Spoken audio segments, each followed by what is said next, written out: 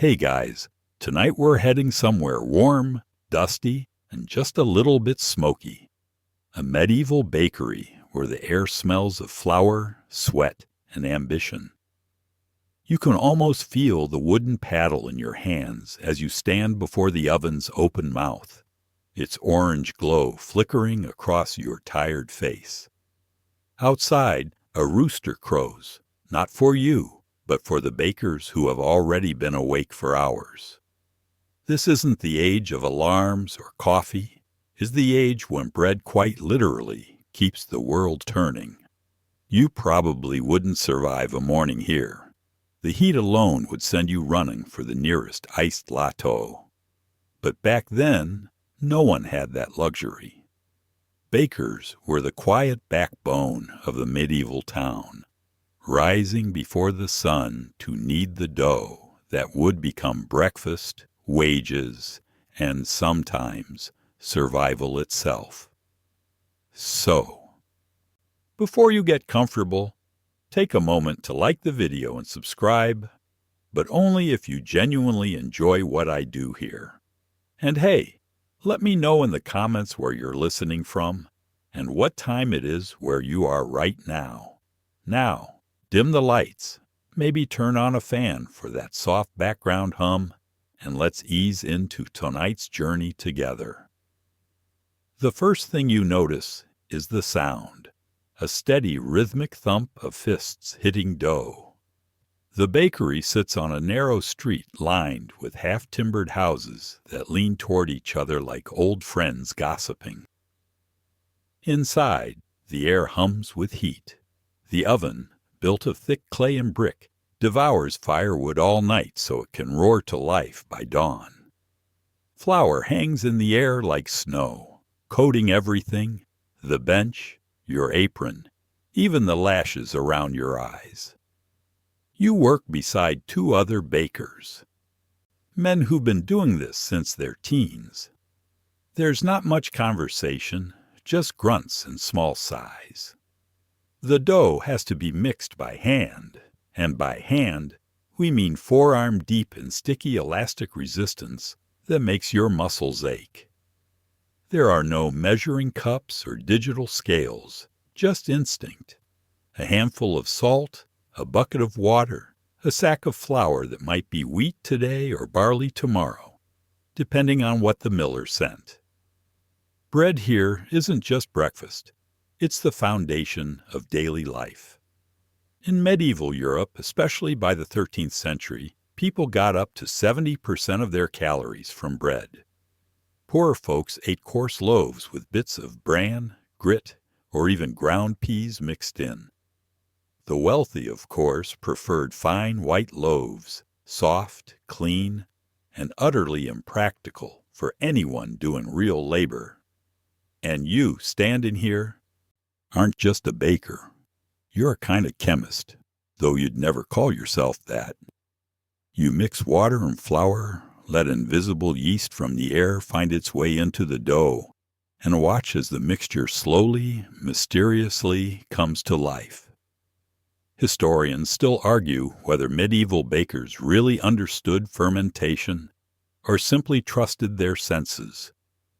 When the dough looked puffy and felt alive, it was ready. The town itself depends on you. Each morning, crowds will gather at your door. Peasants, merchants, even monks, all clutching coins and baskets. Bread is their main meal, sometimes their only one. A bad batch isn't just an inconvenience, it's a local disaster. And heaven help you if your loaves are too small. Because here's the twist. The size of a loaf isn't a matter of preference, it's law. There's a royal decree somewhere with your name on it, declaring exactly how heavy your bread should be for a certain price. Make it too light and you're a cheat. Too heavy and you'll go broke. It's a game of balance that defines your entire life. You glance outside. The sun is creeping over the rooftops now, washing the cobblestones in pale gold. A thin mist clings to the edges of the square, where the market is already stirring. A child chases a chicken past the door. A cart creaks under the weight of sacks of grain. Somewhere a bell rings for morning prayers. Your apprentice, a boy barely 12, is stoking the oven.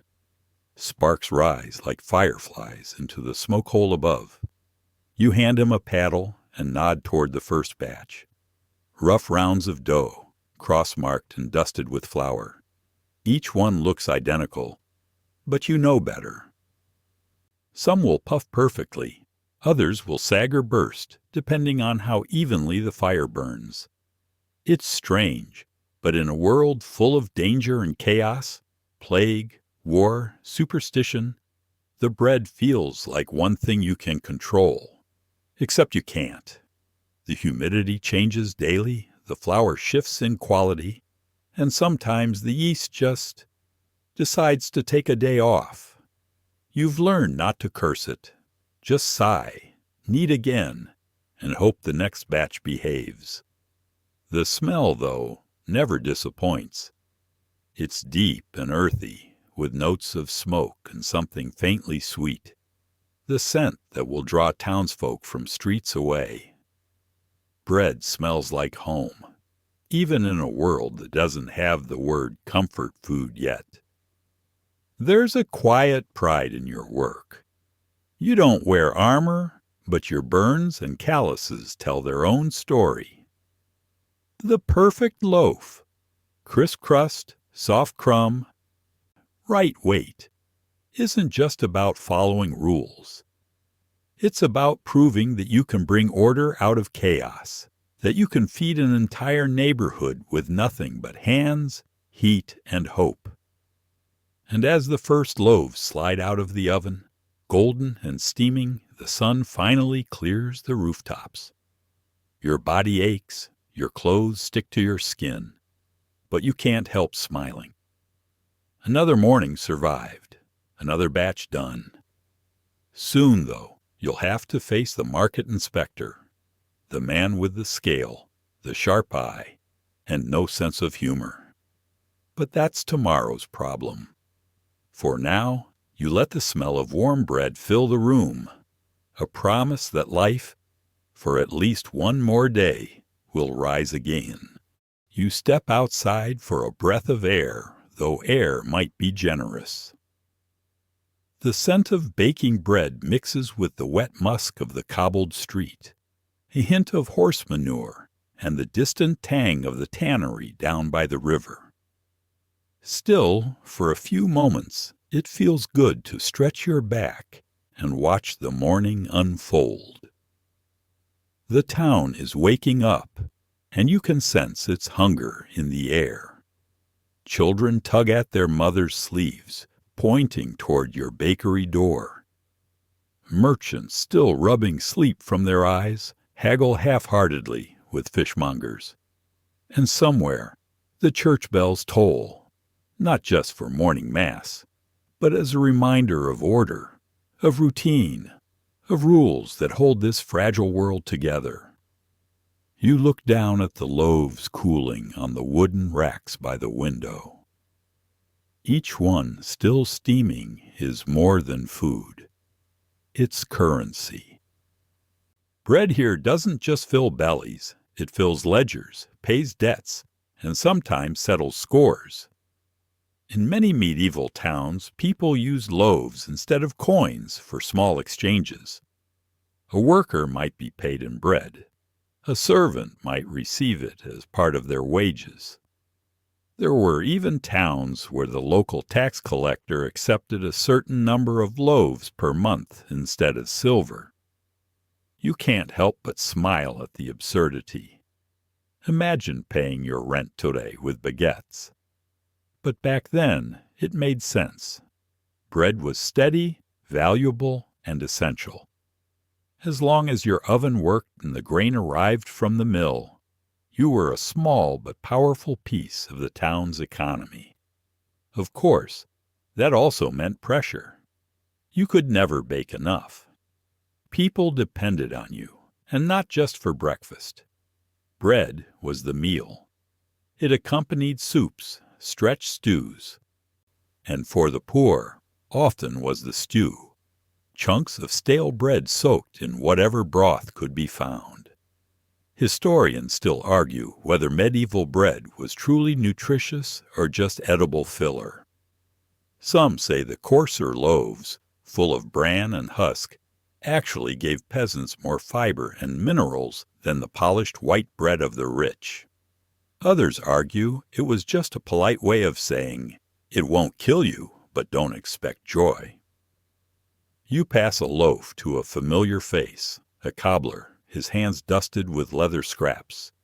He grins and places 2 small copper coins on the counter. No words are exchanged. Bread speaks for itself. Behind him comes a woman in a faded shawl. She's thin, her eyes darting toward the bread rack as though counting how much she can afford. You quietly cut a smaller piece. Underweight, maybe, but she doesn't complain. She tucks it close to her chest like treasure. Bread equals dignity. Losing access to it means losing your place in society. In famine years, people don't riot for gold. They riot for loaves. You've seen it before. Crowds shouting at bakers, accusing them of hoarding flour or cheating the scales. It's not always fair, but it's understandable. When the oven goes cold, the whole town shivers. You glance toward the guild hall across the street, where the baker's emblem, a sheaf of wheat and a rising sun, hangs above the door. It's supposed to protect you, a symbol of trust. But it also reminds everyone who's really in charge.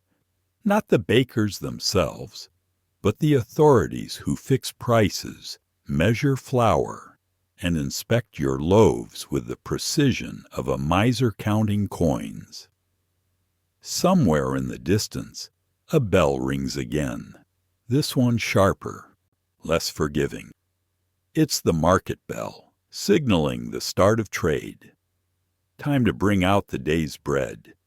You and your apprentice load baskets, careful not to bruise the crusts. You notice he sneaks a sniff every few seconds. The poor boy's probably half-starved himself. On the walk to the market, the streets grow busier. Horses snort, dogs chase scraps, and someone's shouting about stolen turnips. You find your usual stall beneath a crooked awning, set the baskets down, and start arranging the loaves. Round ones in front, long ones at the back. The customers come quickly. One man points at a loaf and frowns. "Looks smaller than yesterday," he mutters. You keep your voice calm. "Same weight, same flour."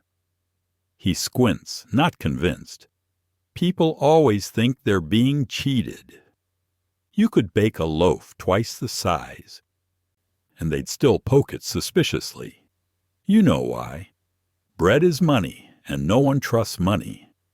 Especially not when kings and lords keep changing the rules. You've heard the stories. A decree 1 week, a new law the next. The price of bread shall match the cost of grain, they say. Easy words from people who've never burned a loaf in their life. Still, you play along. You nod politely, offer a replacement loaf, even smile. It's part of the trade. A baker's hands feed the town, but his patience keeps it peaceful. Sometimes, though, you wonder what would happen if one day you just stopped. If every baker shut their oven. If every mill stopped turning. Would the nobles finally notice the smell of hunger? Or would they just import bread from the next town over? You shake the thought away. You're not a philosopher, you're a baker. You work, you sweat, you feed. The rest is for priests and poets to argue about. A gust of wind lifts the scent of your loaves into the square. Heads turn. A small crowd gathers. Someone jokes that your bread smells better than their wife's cooking. You laugh, because laughter sells, and because it's true. The day stretches on. Coins clink, loaves vanish, and the baskets slowly empty. As you count the remaining bread, you realize something quietly satisfying. Each loaf is a promise fulfilled. Someone, somewhere, will sleep less hungry tonight because of your hands. And yet, in the back of your mind, the same thought returns. Was each loaf truly fair in weight?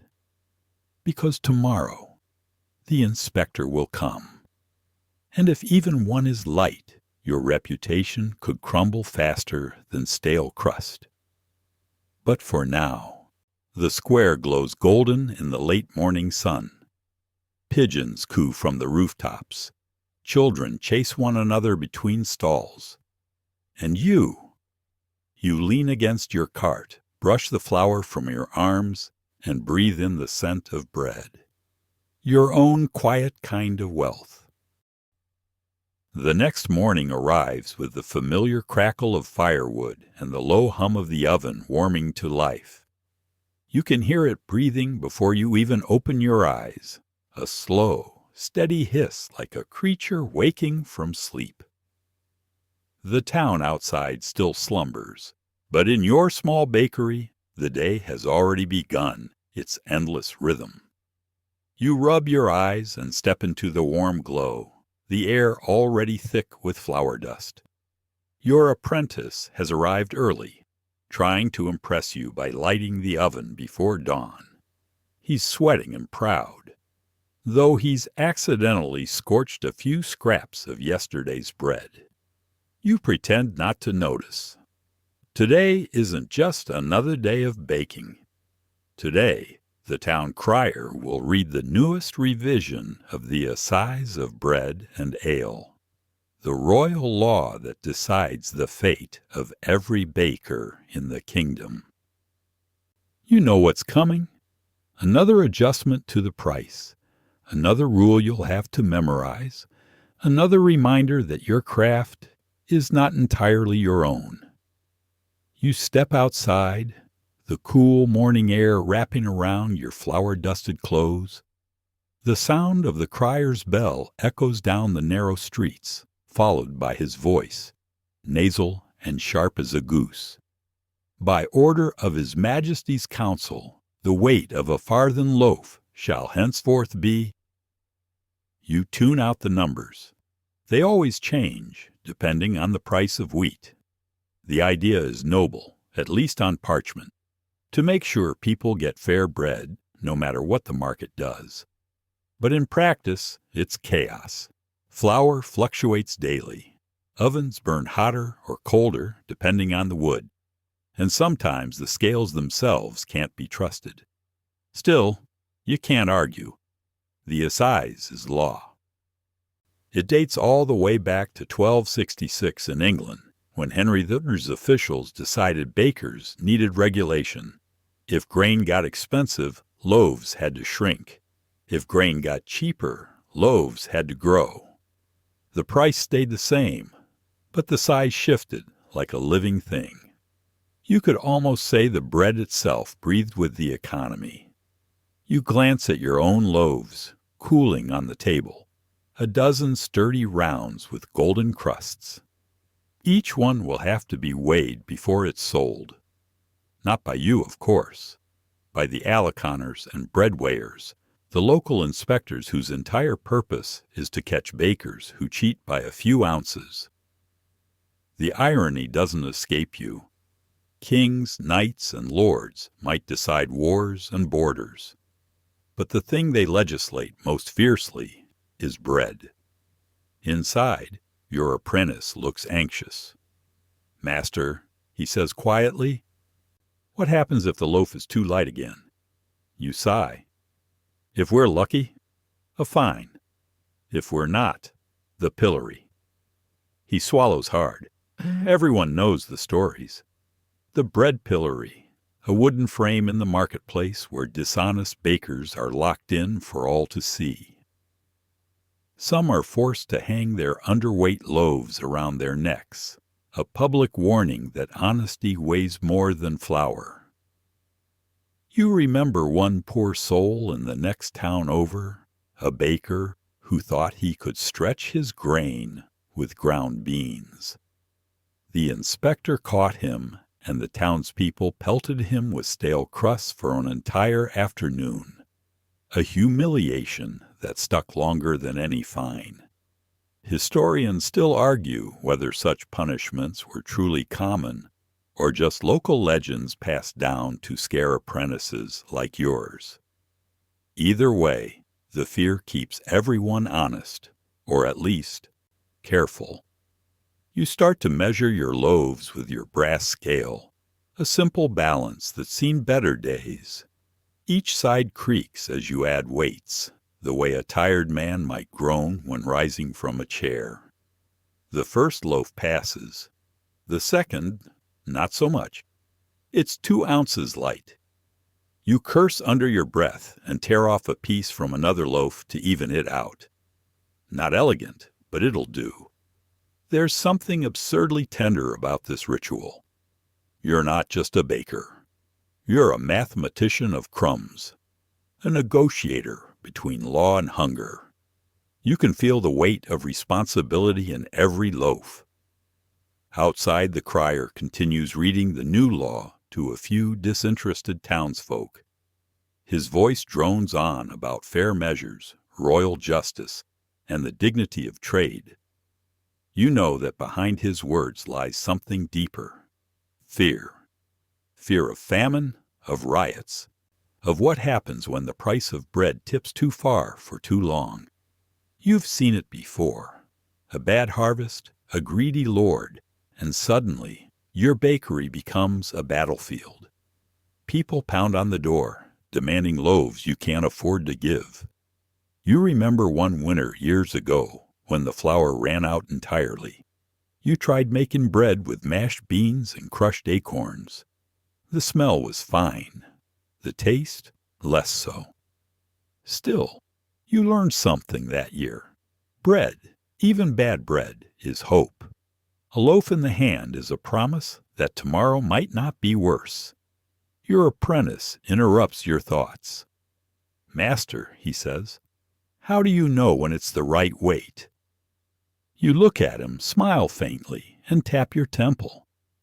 "When it feels right here." He frowns, thinking you're joking, but you're not. After years of kneading, shaping, and weighing, you can feel the difference by instinct, the way the dough springs back under your palm, the slight resistance when you lift it. It's something no rule book can teach. By mid-morning, the bread inspector himself arrives, tall, round, and already sweating through his wool coat. His assistant carries a ledger thick enough to stun an ox. They move from bakery to bakery like vultures, scratching notes, weighing loaves, muttering about fairness. When it's your turn, you offer your best loaf first. Always start with confidence. The inspector lifts it, squints, and grunts. Then comes the weighing. The scale tips slightly, but settles in your favor. A small victory. He nods once, approval without affection, and writes something in his book. You'll never know what. Maybe honest baker, maybe needs watching. As they leave, your apprentice exhales audibly. "We passed," he whispers. You smile, though you're too tired to celebrate. Tomorrow the law might change again. Tomorrow the grain might arrive late, or the fire might burn too hot. But for now, your loaves are legal, your conscience is clear, and your name stays off the pillory board. The town bell tolls again, this time for midday. The street smells of roasted onions and the faint sweetness of your cooling bread. You stretch your arms, brush flour from your hair, and laugh softly to yourself. Who would have thought survival could hinge on a few ounces of dough? The air tonight feels heavier than usual, sticky with the scent of flour and smoke. You're still in the bakery long after the market has closed. The shutters are drawn, and the last embers glow red inside the oven's mouth. Most bakers would have gone home by now, but you've stayed behind, cleaning the counter, sweeping the floor, and quietly counting coins under your breath. Because today, the numbers didn't add up. You sold nearly every loaf, but the profits don't match. The flour cost more this week, and the grain was damp when it arrived. You suspect the miller watered it down again, a trick as old as time itself.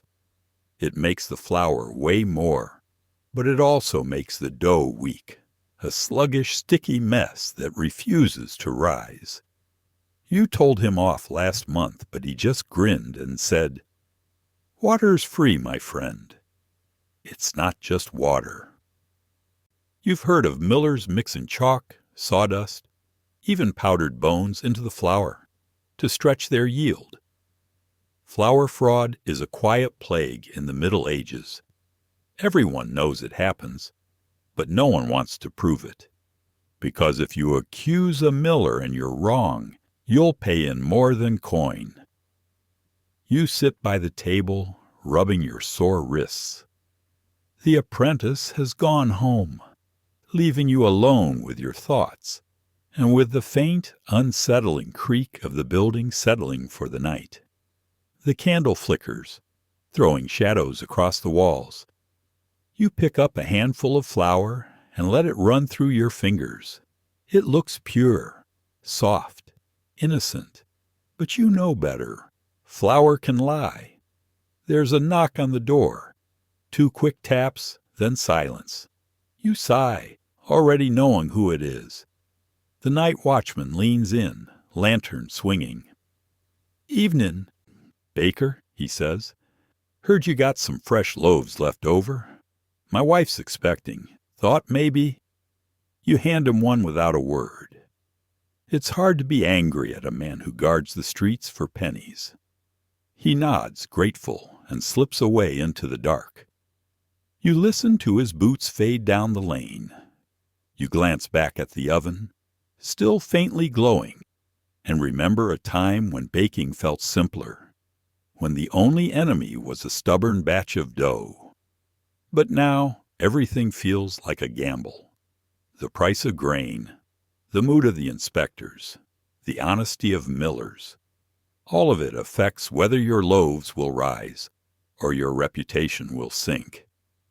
Historians still argue whether medieval bakers truly faced ruin from such fraud, or if the stories have been exaggerated by later moralists who loved blaming millers for everything.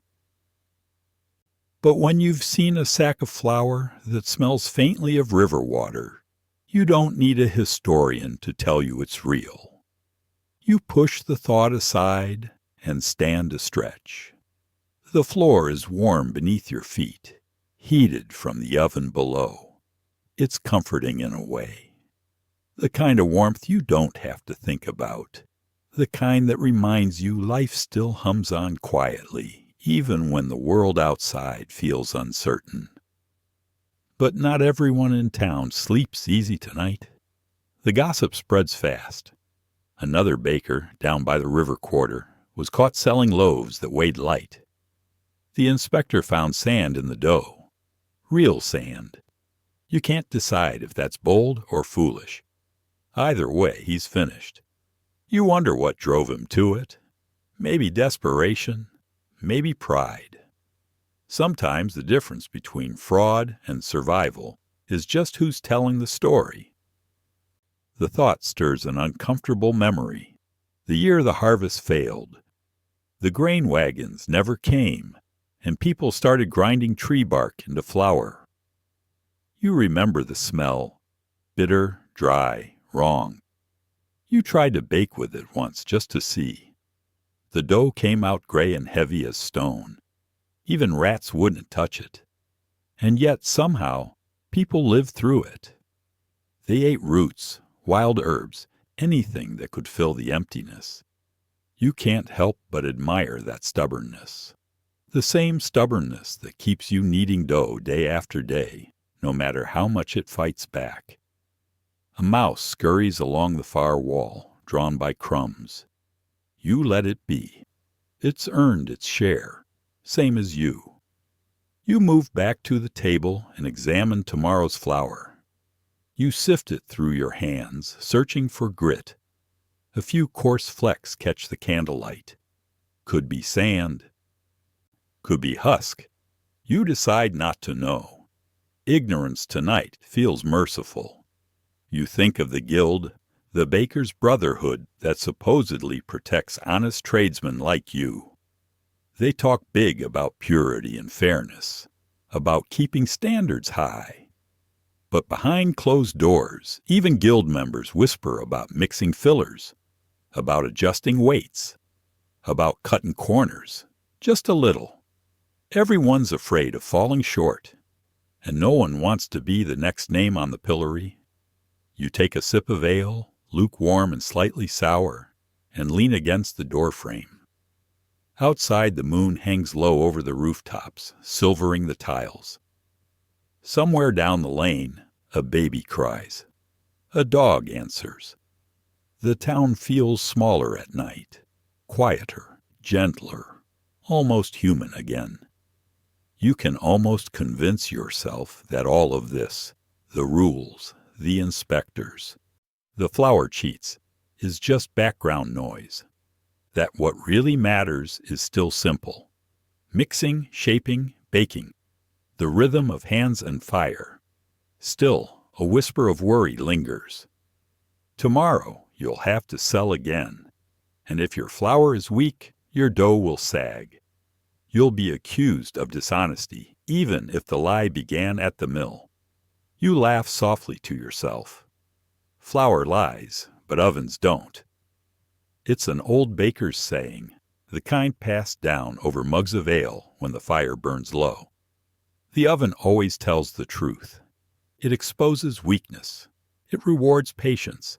It punishes pride. You step closer to the heat, feel it against your palms, and watch the last ember collapse into ash. The bakery sighs, the same way you do. For now, it's enough to have survived another day without scandal. Tomorrow, though, tomorrow, you'll weigh every grain yourself. Morning comes slowly to the medieval town. You wake not to the sound of birds, but to the groan of the oven cooling and the faint hum of the street outside. Carts creaking, boots clattering on cobblestone, voices already trading gossip before sunrise. You sit up on the cot in the back room, rubbing the sleep from your eyes. The room smells of ash and stale flour. Not unpleasant, just lived in. You stretch your hands, the knuckles stiff and floored from yesterday. They ache in the same familiar way they always do. But that ache means you still have work, still have purpose. The first thing you do every morning isn't pray or eat. It's check the dough. You walk to the wooden trough, lift the cloth, and inhale. The yeast has done its work. A soft, slow rise, faintly sour and perfect for shaping. You can tell by the smell whether it's right. A good baker's nose is as sharp as any inspector's eye. Outside, someone shouting about fish again. It's always fish at this hour. Across the street, the fishmonger's cart clanks as he drops fresh-caught eels into a barrel of water. The whole quarter smells faintly of brine and smoke. You've gotten used to it. In a way, it mixes well with the scent of baking bread. The smell of life and sustenance, noisy and chaotic, but constant. You knead quietly, letting your mind wander. You think about the rules again, the ones that dictate everything you do. Bread isn't just food, it's regulation. The assize of bread, the guild's charter, the weight laws. It all keeps you inside invisible lines. The town needs bread, yes, but it also needs order. Once you thought rules made things fair. But now, after years of scraping flour from empty sacks, you know the truth. Rules mostly keep people scared. Still, you obey them. Mostly. You glance at the brass scale in the corner, the guild's official measure. Every loaf you sell must balance against the proper weight of silver coin. Too light, and it's a crime. Too heavy, and you're a fool. Somewhere between honesty and starvation lies the proper weight. You dust the counter with flour and begin shaping loaves, slow, deliberate motions. Each one feels like a prayer. Press, fold, turn, rest. You've done this so long, you could do it blindfolded. The apprentice stumbles in, yawning, hair still matted from sleep. "Morning, master," he mumbles. "Morning. Fire's out. Fetch kindling." He nods and starts gathering wood, his small hands clumsy but eager. You remember when yours looked the same. He speaks again as he works. "They say the baker by the bridge was fined yesterday. Something about underweight rolls." You grunt. He should have checked his scales. But you know it's rarely that simple. Sometimes the air itself steals weight. Humid mornings make loaves lighter. Sometimes customers complain just to earn favor from the inspectors. Everyone's always watching. By mid-morning, the oven's hot again, glowing red, breathing softly. You load the loaves one by one on the long wooden peel, sliding them deep inside the fire's throat. The heat stings your face, but it feels right, like standing in front of something ancient and honest. While the loaves bake, you lean on the wall, watching the street through the open shutter. The baker's life is half hidden, half public. Your work happens in private, but your product lives in everyone's mouth. You can tell what kind of day it'll be just by the tone of the street. Calm today, a few arguments, laughter near the well. Then you see her, the grain collector's daughter, walking toward the market square with a basket of records under her arm. She's young but sharp, known for keeping strict accounts. If the grain suppliers lie, she'll know. You nod slightly as she passes. She nods back, polite but distant. There's a rumor she's been taking notes on which bakers buy the cheapest flour. You can't tell whether that's meant as warning or temptation. The loaves crackle in the heat. You love that sound, the faint, brittle music of crust forming. You turn them carefully, watching for color. Dark crust means good strength, even heat. Pale means weakness. Bread doesn't lie. When you pull the first batch out, the smell fills the room, warm, nutty, alive. For a moment, all the worry about rules and weights fades. You break open a loaf, steam curling up, and hand a piece to the apprentice. He takes it reverently, eyes bright. "This is good," he says. You nod. Good bread doesn't need praise. He grins anyway, chewing thoughtfully.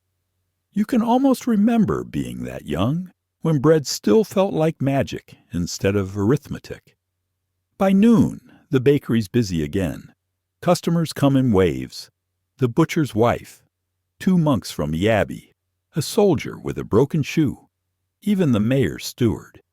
You weigh, slice, sell, repeat. The rhythm blurs into comfort, until the door opens and the inspector steps in. He's tall, wrapped in a brown cloak with a ledger under his arm.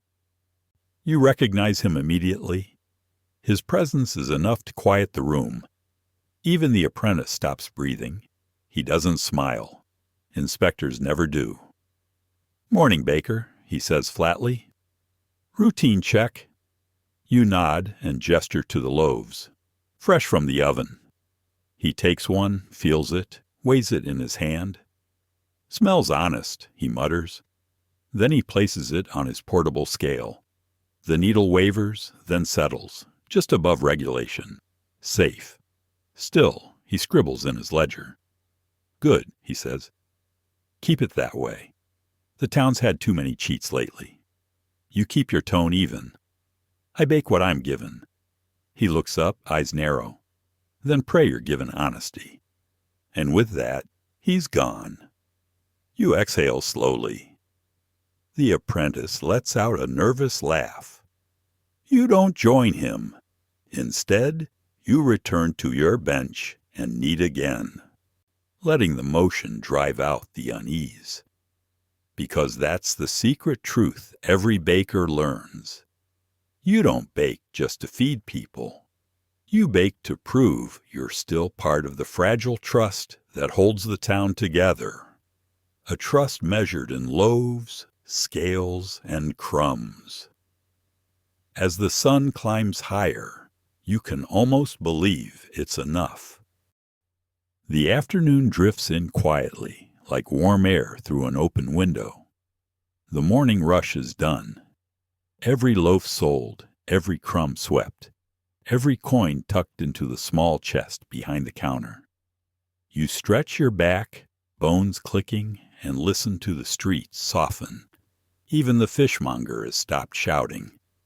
For a brief moment, the world outside your bakery feels still. You take a seat on the low stool near the hearth. The oven's door glows faintly. Inside, the embers pulse like a sleeping heartbeat. There's peace in that rhythm. You've learned to measure your days by it, from spark to flame to ash. But as you rest, your thoughts wander back to the one thing that never truly sleeps. Your worry about the guild. The Bakers' Guild is supposed to protect people like you. That's what they tell everyone. Guardians of honest trade, they say. But what it really guards is control. Every rule, every fine, every ounce of flour is another thread in a web that holds you fast. You remember the last meeting vividly. A smoky hall filled with men whose hands, like yours, are always dusted white. They talk in circles, argue about prices, and sip weak ale, while the guildmaster, a round man with a ring of flour on his sleeves, reads out the new weight decrees from the town council. That day, you nearly spoke up, nearly asked why the new rules always seem to benefit the bigger bakeries, the ones that sell to nobles and monasteries, not to the people scraping by. But you didn't. You held your tongue, because bakers who talk too loudly tend to find their ovens accidentally inspected twice as often. Historians still argue whether guilds were truly protective brotherhoods or just medieval monopolies in disguise. From where you sit now, elbows on knees, you suspect the truth lies somewhere in between, a warm loaf with a bitter crust. You pick up a scrap of bread from the counter, one that broke during cooling, and nibble absent-mindedly. It's dense today, a little heavy, maybe too much rye in the mix. You'll note that for tomorrow. Outside, a soft knock at the door breaks the stillness. You look up. Standing there is a woman in a blue shawl clutching a basket of wheat stalks. You recognize her instantly. The widow from the edge of town. The one who brings you flour when the regular mills delay their deliveries. She steps in, brushing dust from her skirt. "You look tired," she says. You chuckle. "You look like someone who's carried a sack of grain uphill." She smirks. "I did. Twice." You trade a few pleasantries, then she sets the basket down. Inside are golden sheaves tied with twine, smaller than usual, but rich in color. "This season's yield isn't what it used to be," she admits softly. The fields near the river flooded again. You run a hand through the grain, letting the kernels slip between your fingers. They're light, too light. Still good enough for bread, you say, trying to sound confident. She tilts her head. Good enough, maybe, but not perfect. The words hit harder than they should. Perfect. The word every baker both loves and dreads. You've been chasing that ghost for years. The perfect loaf, the perfect rise. The perfect golden crust that no one can quite describe, but everyone claims to know when they see it. She leaves after a few minutes, and you sit there a while longer, staring at the basket. You know you'll have to mix that flour with something else to make it work. Perfection, after all, is often just clever blending. You think about the guild's obsession with perfection, the endless inspections, the standards written in Latin, so only half the bakers can even read them. It's strange, isn't it? How something as simple as bread, flour, water, salt, fire, can turn into a battlefield of pride and fear. You recall an old story told at the last fair about a baker in Bruges who was so obsessed with even loaves that he measured each one by string. When the weights failed, he blamed the humidity. When the string stretched, he blamed fate. Eventually, he stopped baking altogether because nothing ever matched the image in his head. They say he went mad and started counting clouds instead, because they were imperfect in perfect ways. You smile at the memory, though it's a sad one. Maybe all bakers go a little mad, chasing balance in a world that never stays still. The apprentice returns from the market, sweaty and cheerful. Master, the miller's son says the price of rye might rise again. Should we stock up? You sigh. We'll see. Bread isn't just baked, it's bargained. He nods, not quite understanding, and starts sweeping. You watch him for a while, the broom whispering across the floor. There's comfort in that sound, too.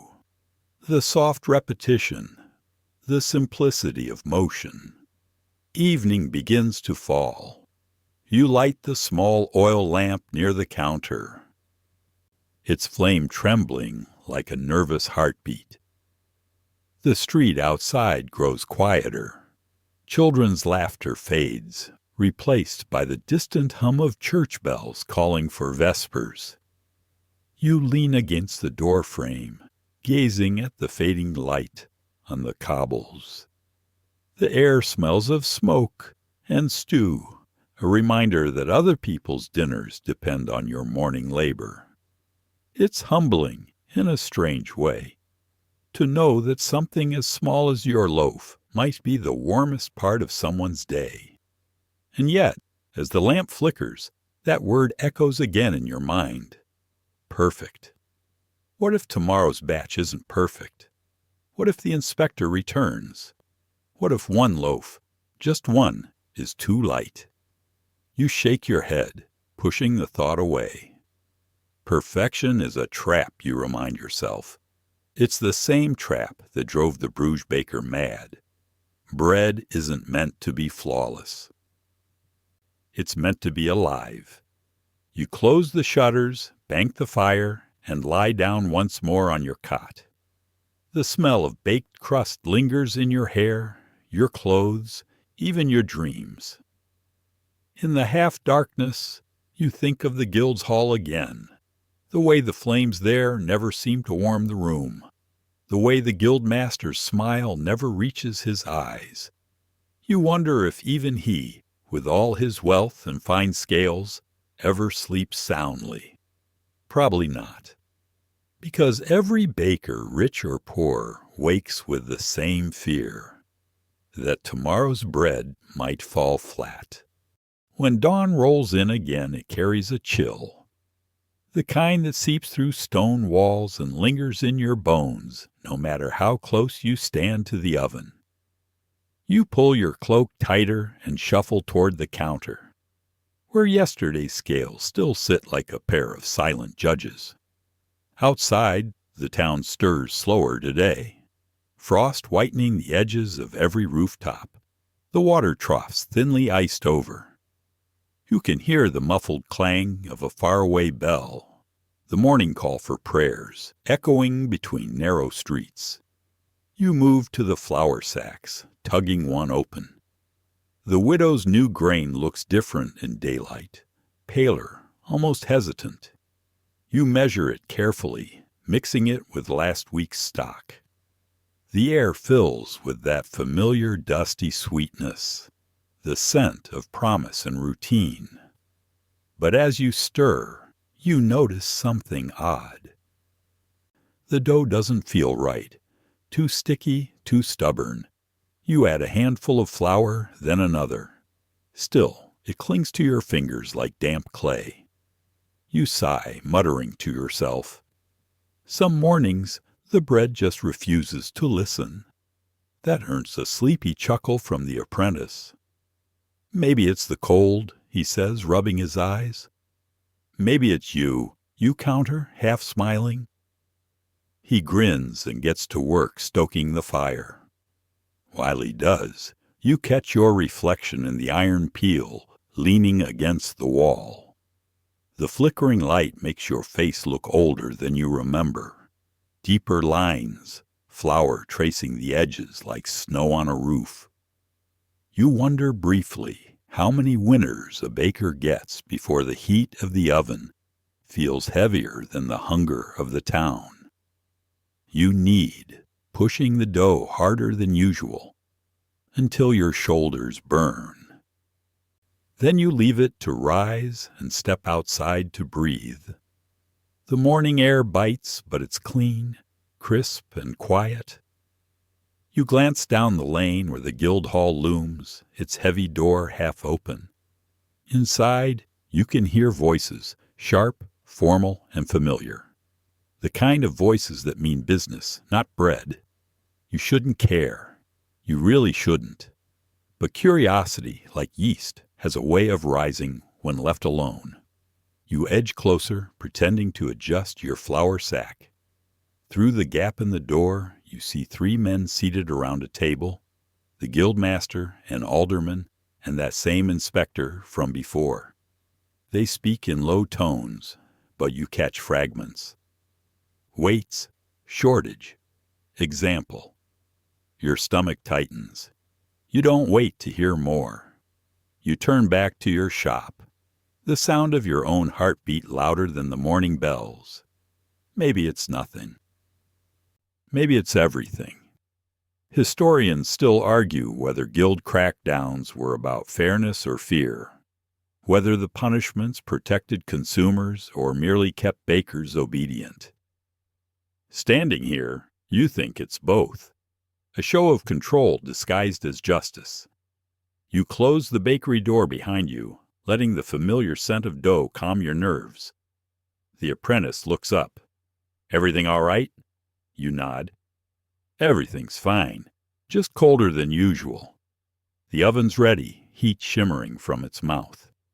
You shape the dough carefully, not just with your hands, but with every ounce of memory and caution you've learned. Each loaf weighs the same, measured twice. You make sure of it. And yet, something in the air feels different, like the bread knows it's being watched. When the first batch comes out, the crust looks beautiful. A perfect fond, deep brown. You almost smile. Almost. Then you notice one loaf slightly smaller than the others. Barely noticeable, but enough to make your pulse quicken. You weigh it. The scale trembles. A single ounce too light. Just one. You can hide it. No one would know. But what if today's the day they check again? You stare at the loaf, then break it in half. Steam curls out like a sigh. You toss the pieces into the waste barrel. Perfection or nothing, you whisper, though you don't know whether you mean it anymore. The apprentice blinks. It looked fine to me. You shake your head. Fine isn't always safe. As the day passes, rumors spread like yeast in warm water. Another baker fined. Another accused of mixing sawdust into dough, though everyone knows that's just gossip from the butcher's wife. The guild has announced new inspections to maintain standards. You know what that means. Fear baking into every crumb in town.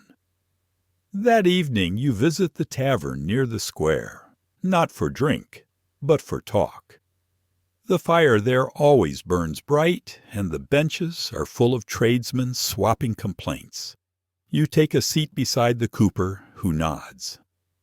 You heard, he says. Guild's planning to post the names of every fine baker on the church door. Like sinners' lists. You groan softly. Next they'll have us confessing to our loaves. He laughs, a short, bitter sound. Wouldn't be the worst sin in this town. The two of you share a stale roll and a few quiet minutes of camaraderie. You don't need to talk much.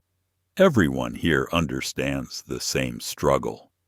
As you leave, a snowflake drifts past your face. You look up, the first of the season. It melts on your cheek before you can even feel it. Winter has come, and with it, the hardest months for bread.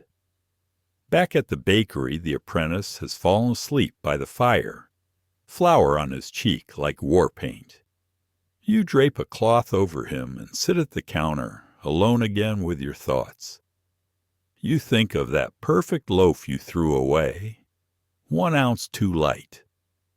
Would anyone have noticed? Would it have mattered? Maybe perfection isn't about rules at all. Maybe it's about trust between you and the people who eat what you make. A trust no guild can measure or fine. But then again, try telling that to an inspector.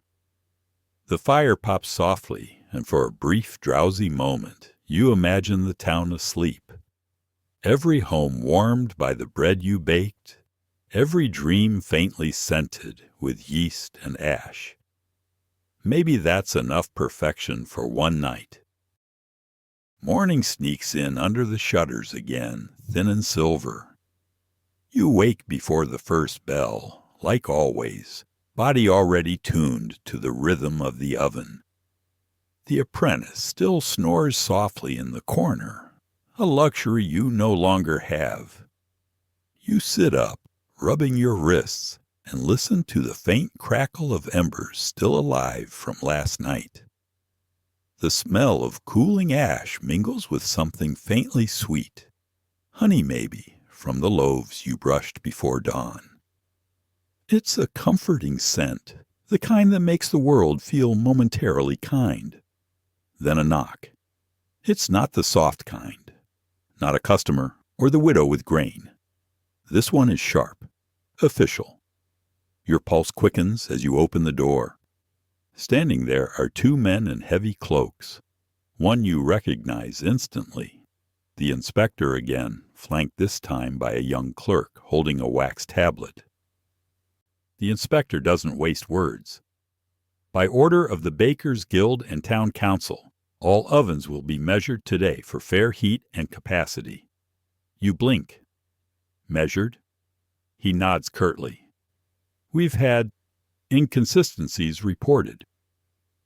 You step aside, trying to keep your expression neutral. The apprentice stirs, sensing trouble. The inspector paces through your bakery like a man surveying a battlefield. He touches everything, the scales, the flour trough, the fire rake, as if each object hides a secret. The clerk scribbles furiously, noting every gesture. Your oven, the inspector says finally, looks older. You shrug. It bakes well enough. He crouches, running a hand along the soot-blackened arch. Some bakers, you know, secretly modify the chamber. Smaller space, quicker heat, more loaves in less time. Unfair advantage. You stare at him. If I had an unfair advantage, I wouldn't still owe the miller money. The clerk's quill hesitates mid-scratch, but the inspector doesn't smile. Just if you must, he says. But this is serious. He motions for you to light the oven. You do, stacking kindling and sparking flint. The flame catches slowly, reluctant in the damp air. The inspector watches like a hawk, eyes narrowing at every creak. When the fire is steady, he places a small metal rod inside, a heat gauge of sorts, crudely forged but intimidating in its simplicity.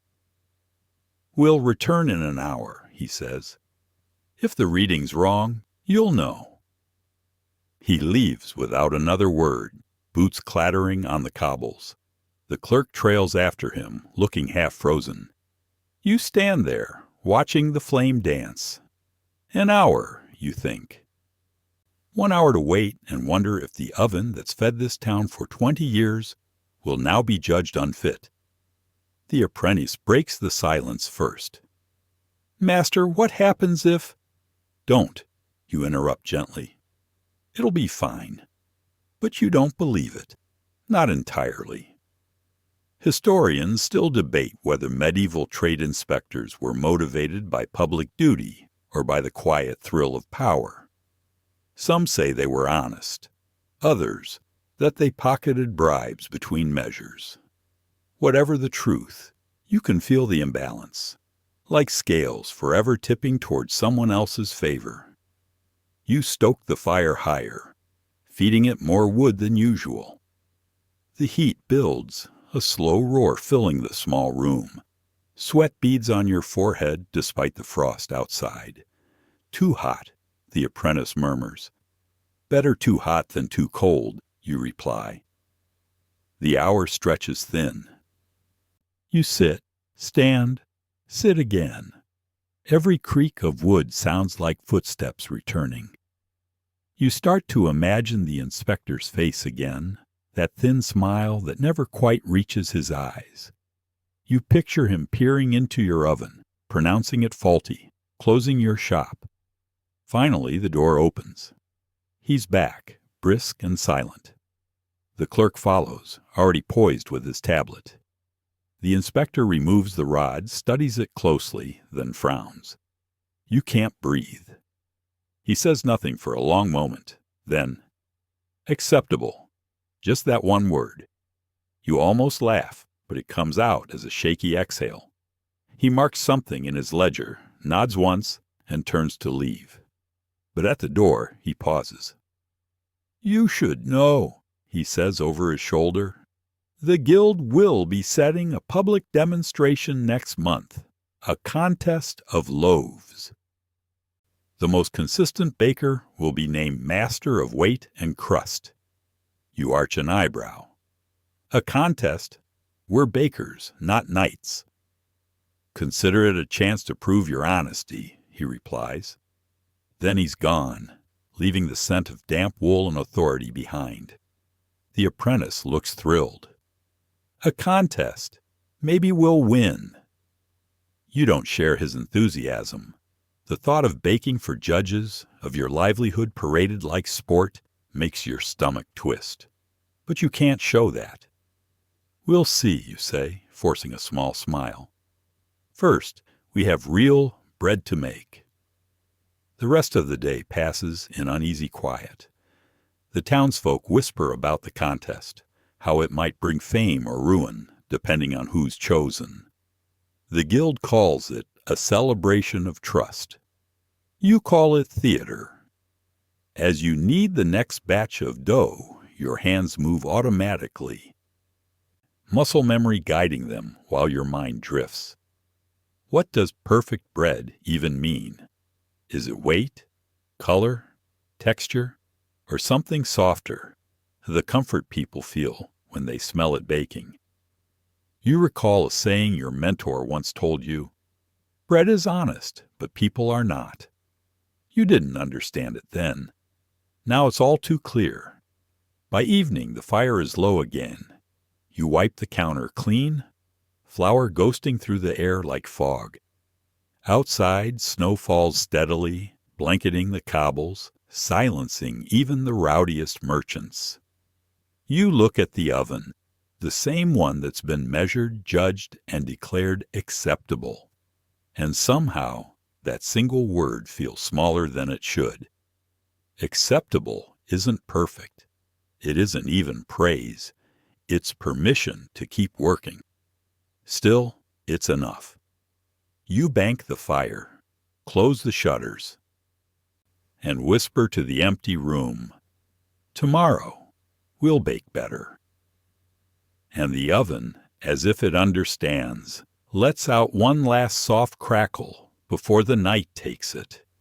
The following week begins with rumors thick as flour dust. Everyone in the market talks about the coming guild contest, some with excitement, others with dread. The mayor calls it a chance to showcase civic pride. The millers call it a gimmick. The butchers predictably just laugh.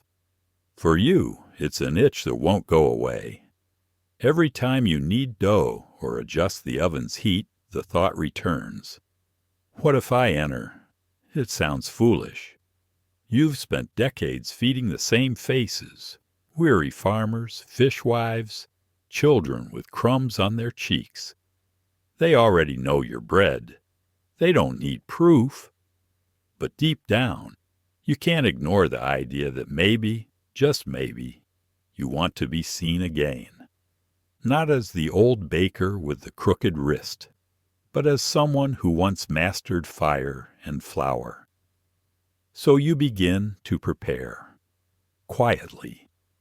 You rise earlier. You test new ratios, new folds. You notice the small things again. How a wetter dough sings faintly when the yeast wakes. How salt changes not only flavor, but the very rhythm of kneading. The apprentice watches, learning in silence, perhaps sensing that something important is unfolding. One morning, while measuring the first batch, he asks, "What will you make for the contest?" You think for a long moment. "The same bread we always make, just better." He looks confused. "But won't others do fancy ones? Honeyed loaves or saffron bread like the guild likes?" You smile faintly. "Let them chase gold. Ours will taste like home." It becomes your quiet mantra. Taste like home. Historians write that medieval guild contests often became less about skill and more about spectacle, a display of hierarchy disguised as craftsmanship. The wealthiest bakers flaunted rare spices and gilded crusts, while smaller ones tried to impress with novelty. But the true masters, they say, never showed off. They simply baked bread that fed the town, and hearts remembered it long after. You try to be one of those. Each night the apprentice collapses from exhaustion.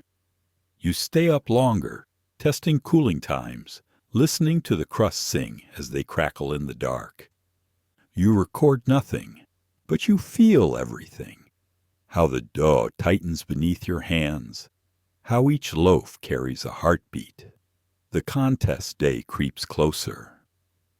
On the morning before it, the inspector returns, again unannounced. He doesn't even bother knocking this time. "Preparations going well?" he asks, scanning your shelves.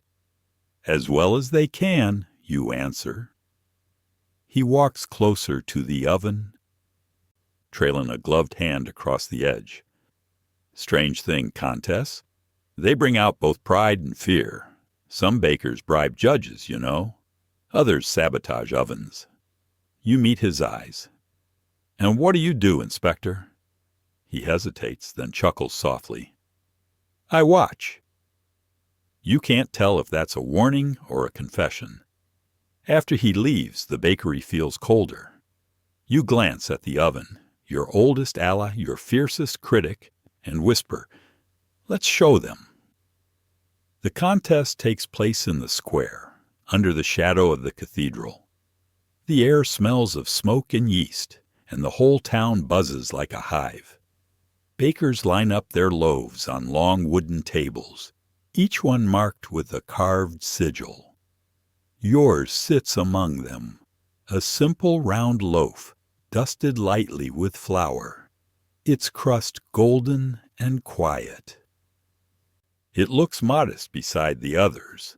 There's one glazed with honey, another braided with almonds, one even studded with raisins soaked in imported wine. The judges approach. The inspector is among them, his eyes unreadable. The first loaf, the honeyed one, earns murmurs of approval. The second, too sweet. The third, impressive but hollow inside. When they reach yours, no one speaks for a long moment. One judge slices through the crust, listens to the crackle. He smells it, then takes a bite. Something soft shifts in his expression. This, he says quietly, is bread that remembers people. It's an odd phrase, but in that moment it feels like a kind of benediction.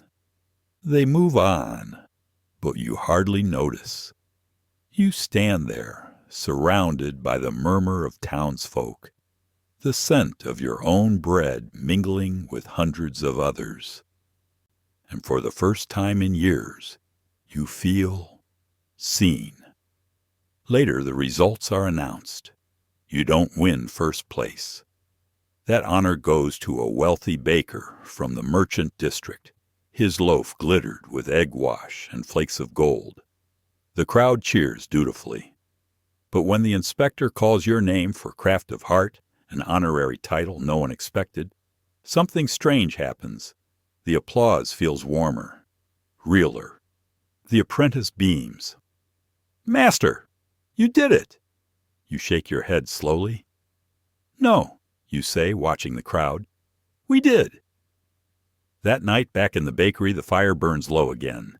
You sit beside it, too tired to move. The metal, a simple pewter disc, rests on the table, already smudged with flour. You stare at it for a long while, then push it aside. It's the loaves cooling on the rack that matter. The ones for tomorrow's breakfast. The real work. The apprentice asks softly, "Will you keep it? The metal?" You shrug. "Maybe, but it won't keep the oven warm." He laughs, and the sound feels like a promise that the work will go on, the bread will still rise, no matter who wins contests or signs ledgers. Outside, snow begins again, falling steady and silent. Inside, the last crusts sing as they cool. A quiet, contented whisper of heat fading into night. You close your eyes, letting the rhythm of the cooling bread lull you toward sleep. And somewhere between the crackle of embers and the sigh of falling snow, you think, this is enough. The following months pass like a slow winter thaw. Quietly, almost imperceptibly. The contest fades into a half-remembered story told by customers while waiting for their morning loaf. The pewter metal hangs forgotten on a beam, now dulled by flour dust. You don't polish it. You don't need to. But something has changed. Not in the market or in the guild halls, but in you. You've begun to notice the world differently. The way the morning light hits the rising dough. How each loaf seems to carry its own small spirit. You still measure, knead, and bake, but with a kind of tenderness that wasn't there before. Maybe it's age. Maybe it's wisdom. Or maybe after decades of chasing the perfect loaf, you're finally realizing what that word actually means. You think about the crust often, that first golden armor that seals everything within. You remember how you once fretted over every crack, every blister. Now, when a loaf emerges uneven, you just smile faintly.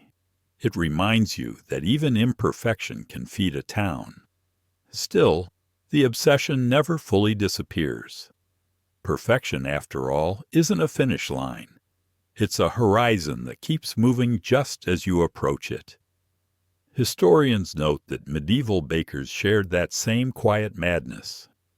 In the absence of thermometers, timers, or digital scales, they relied on instinct. The color of smoke, the weight in their palms, the sound of the crust when tapped. It was less science than poetry, yet somehow it worked. Their loaves fed empires, soldiers, and saints alike. One fringe tidbit suggests that certain master bakers even listened to their bread by placing an ear against the cooling crust, swearing they could tell by the sound whether the dough had been kneaded long enough. Scholars debate if this was superstition or sensitivity, but you decide it doesn't matter. You've done it yourself, haven't you? Tonight, you find yourself doing it again. The apprentice has gone home, the streets are silent, and the bakery hums with the fading warmth of the oven. You take one of the fresh loaves from the rack, hold it to your ear, and listen. There it is, the faint crackle, like rain on parchment. You close your eyes. That, you whisper, is the sound of life continuing. You start thinking more about why you became a baker in the first place. Not for medals, not for guild approval, but because of that sound, that smell, that moment when the world feels held together by crust and crumb. Once, when you were an apprentice yourself, your old master told you, "A perfect crust is just a reflection of a steady heart." You thought it was nonsense back then. Now you understand. Bread, like people, doesn't rise without tension. Too loose and it collapses. Too tight and it cracks. The trick is balance, to hold just enough pressure for growth. One day, a traveling monk enters your bakery. His robes are tattered, his sandals muddy, but his smile is kind. He watches you work for a while, then says, "Your bread smells like mercy." You laugh. That's a strange thing to say. He shakes his head. No stranger than the truth. I've eaten bread that tastes of greed, of fear, of hurry. Yours tastes like someone waited. You have no reply. The words linger long after he leaves, like the scent of fresh loaves cooling in air. That night, you can't sleep. You sit by the fire, mulling over what he said. Maybe that's what makes bread perfect. Not its symmetry, but its patience. Historians still argue, you recall reading once, whether medieval artisans saw their crafts as art or obedience. Some say bakers were practical men, answering hunger with skill. Others insist they saw divine meaning in the rise of dough, proof, quite literally, of life from nothing. You lean toward the second camp, because how else can you explain that quiet satisfaction when a loaf emerges exactly right, golden, fragrant, alive? It's as though the universe momentarily agrees with you. Over time, word of your bread spreads again. Merchants stop by, pilgrims too. They don't know about your medal or the contest or the inspector. They just know your loaves make mornings feel steadier. The apprentice, now older, has begun taking over more work. You watch him knead, eyes narrowed, shoulders steady, and you see pieces of yourself there, both the ambition and the calm. He doesn't need constant correction anymore. You just nod when he gets it right, and he beams like the first sunrise of summer. Sometimes, when you pass the rack, you pause to admire the row of cooling loaves. The crusts glisten faintly, each one a universe of tiny imperfections. You think, they're perfect. Then you correct yourself. They're enough. A few weeks later, the inspector visits again. Older now, a little slower. You share tea, no talk of fines or weights, just quiet respect. You've mellowed, he observes. You grin. Or maybe I finally learned what's worth weighing. He chuckles, gazing at the loaves on the table. Funny, isn't it? All that trouble over a few ounces, as if perfection could be measured. You nod. It can't, but we still try. He looks thoughtful. Maybe that's the point. When he leaves, you watch him disappear into the misty street, his steps soft, fading. You realize you'll probably never see him again. But for once, it doesn't feel like loss. Just another cooling loaf in the grand oven of time. Later that night, you sit by the window, watching the moonlight fall across the flour-dusted counter. You feel a stillness settle in your chest, not the restless hunger for better, but the gentle peace of having baked enough to last a lifetime. Outside the town sleeps, bell towers silent, chimneys exhaling the last smoke of the day. You close your eyes, and in your dreams you hear that familiar sound again, the soft crackle of crust cooling, the whisper of perfection letting go. And you understand, the search was never for the perfect loaf. It was for the quiet heart that could let it be. The market smells different when the women arrive. You notice it before sunrise. The faint perfume of wild herbs tucked into aprons, the damp straw from baskets, the rhythmic chatter that fills the air like bird song before dawn. They move with quiet certainty, these women of the oven, and though no one officially calls them bakers, you know better. They've always been here. You see them kneeling by small hearths, hair tied back with scraps of linen, hands dusted in flour that glows pale under the first light. Some bake for the household, others for the entire street. The men of the guilds may hold the licenses and stamps, but it's the women who keep the dough alive. In medieval towns, many widows were granted permission to bake as a form of survival. The widow's loaf, they called it. Historians still argue whether these permissions were acts of mercy or simply clever economics. Either way, those women turned grief into bread. One such widow works near you. Her name's Alice. She bakes in a small clay oven outside her home, where pigeons peck at stray crumbs and her cat curls under the bench. You sometimes catch her humming while she works, a lilting tune that somehow makes the bread rise just right. She never weighs her loaves. She judges by touch alone, and somehow her bread always sells out before noon. Trade secret? You once asked her, teasing. Patience, she said, smiling, and a clean conscience. You laughed at the time, but the words stuck with you longer than the smell of rye. The guildmen don't like her much. She doesn't belong to their circle, doesn't pay their dues, yet her customers adore her. She doesn't advertise or hang fancy signs. She just shows up morning after morning, sleeves rolled high, face lit by the oven glow.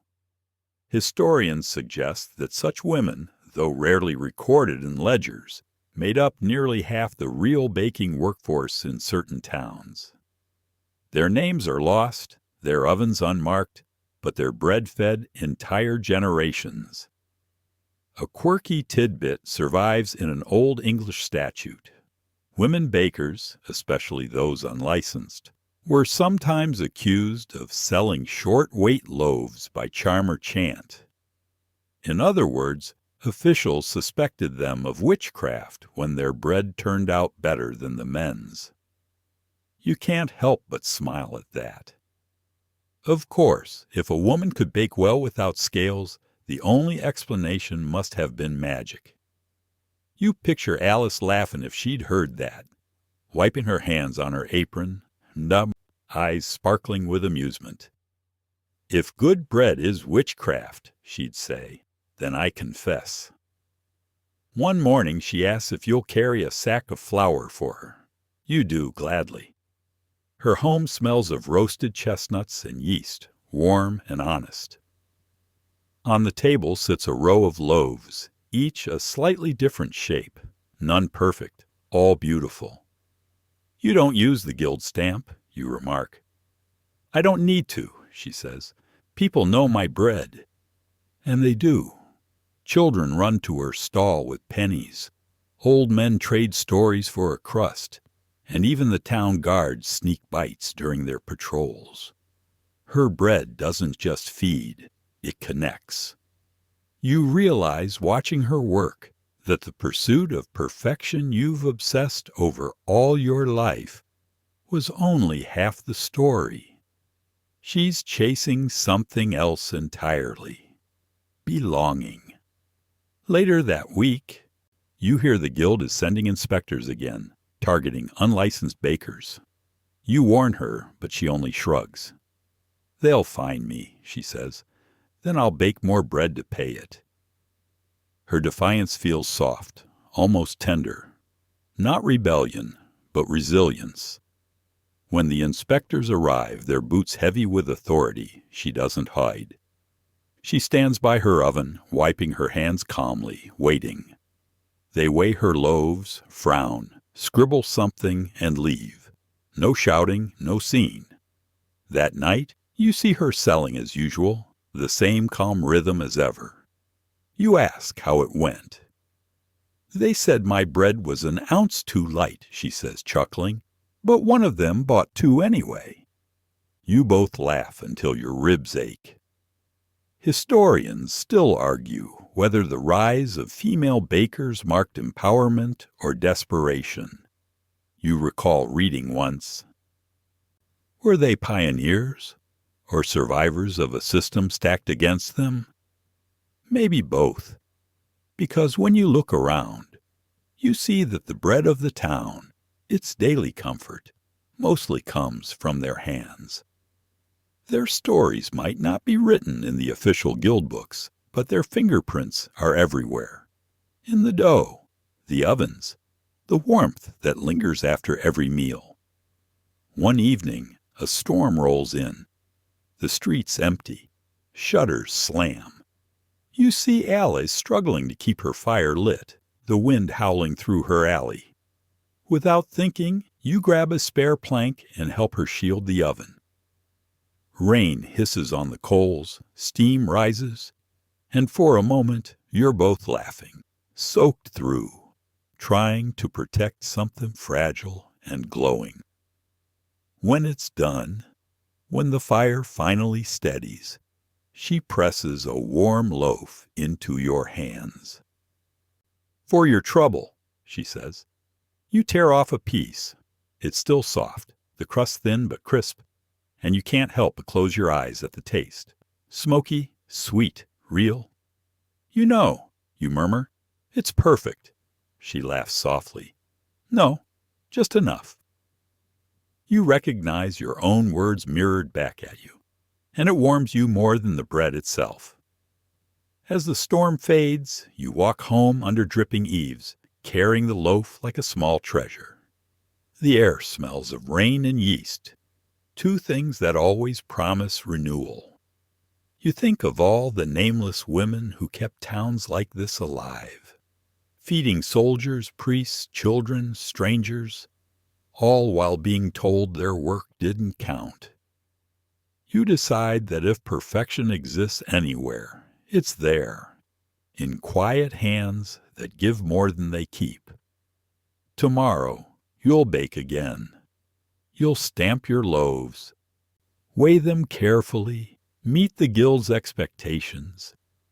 But somewhere deep down, you'll remember her laugh, her calm, her storm-proof fire. And maybe when the dough feels stubborn, you'll hum her little tune, just to see if it helps. The guild hall smells like smoke, wax, and self-importance. You know that scent all too well. The building looms near the town square, its beams blackened with age, banners fluttering faintly in the draft. Once you entered this hall trembling, an apprentice clutching a letter of introduction. Now, as a seasoned baker, you cross its threshold with cautious familiarity. Not fear, not quite pride, something in between. Inside, the guild masters sit in a semicircle, their robes thick with starch and flour dust. A fire crackles behind them, as if to remind everyone who controls the heat in this city. On the long table lies the ledger, where every licensed baker's name is written in looping ink. It's more than a list. It's a passport to legitimacy, protection, and taxes. You sign your name again for renewal, your quill scratching softly. Around you, other bakers do the same, mostly men, but a few women too now, sitting straighter than they did last year. The guild is changing slowly, like dough left overnight to rise under a heavy cloth. The master warden clears his throat. "We gather," he says solemnly, "to maintain the standards of our craft, for the good of the people and the glory of God." You hide a smile. That phrase never changes. Once upon a time, bakers were seen as humble tradesmen, little more than servants to appetite. But as towns grew, so did the power of bread.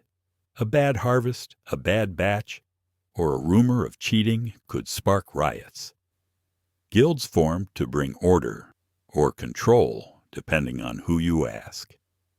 Historians still argue whether these guilds protected bakers or just protected profits.